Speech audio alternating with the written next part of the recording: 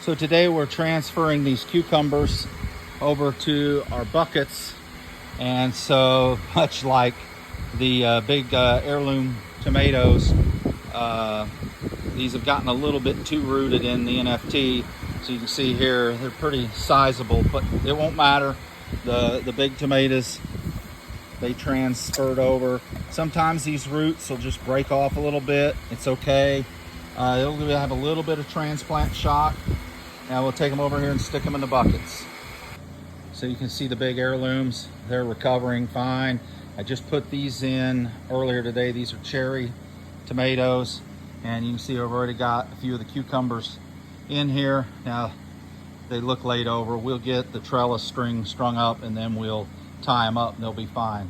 So let's show you how we get this done. So I position one of my algae lids. I want to make sure the stem is over here where my drill hole is for the trellis tie. And then I just take my finger, I just make a reference mark. We'll pull this back out of the way. And then now this perlite is wet.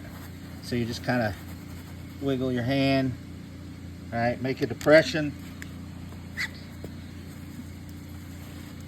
And we'll just take this, we'll drop the roots in and get it basically positioned in place. I can't do this one-handed. So I've got those two in there now. All I do is just kind of pull these out of the way so that they're kind of leaning over, and then I can slide these algae sun covers in. And we just got to get them in there so that the stem basically lines up with the hole. I see, like over here, the leaf is in the way. So we just get it in there like that. And then we put this other side in. I have to finagle it. I'll show you what it looks like when I'm finished. Okay, they're both in there. I've stuck in the little stakes, watering stakes for the drip.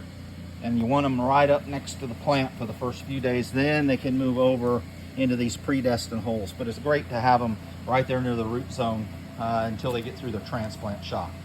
And we've got them all in. We also went ahead and got in these artichokes. So we're testing some artichokes in here, and then also some Brussels sprouts over there. So if these artichokes do well in here, we may leave them in here. We also have the option of taking them and transplanting them out in our area of the country. These could become perennials. We don't get cold enough winters that it kills them dead.